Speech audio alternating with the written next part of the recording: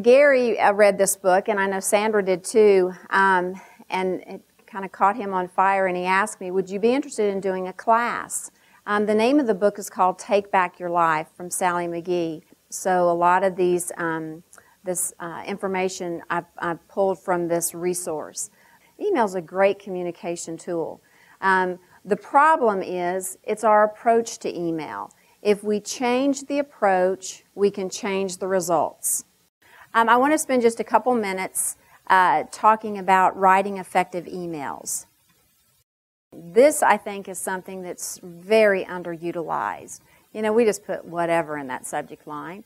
But I want to show you an example on these two. I've got two subject lines here. The first one says, do you have time to create a spreadsheet for Sam? Well, what they basically know is that they need a spreadsheet, and it's for Sam. That's all they know about it. Where is in that second subject line, and if you use this, I do have the word action there. I have seen this used where you might put the word action if it's going to require an action from that person. It might just be you need a response. You put the word response and then whatever it is, or informational. So again, it's just information. But I've got action, 2009 budget in Excel needed for Sam's meeting on December 16th at 10 a.m. Being clear with what you want the recipient to do and specifying due dates. You know, that subject line that I had, you know, can you create a spreadsheet for Sam? Well, yeah, I can create a spreadsheet for Sam. In my mind, I'm thinking, oh, after the holidays. You know, we got a lot going with the holidays and Christmas and all. So in January, I could do that for Sam. The person who sent me that email is thinking, I'm talking about like by next week. Okay, so again, we're on different pages. We don't necessarily think the same. Our expectations are different. When I say, can you do this, I'm talking about like, can you do it like pretty quick, like today, tomorrow? You're thinking, yeah, I can do it at some other later date. Be sure to include all the information that they're going to need to complete or to do the action that you've asked them to do. So again, if there's a spreadsheet that you need to send, make sure you attach that or a link to where it is.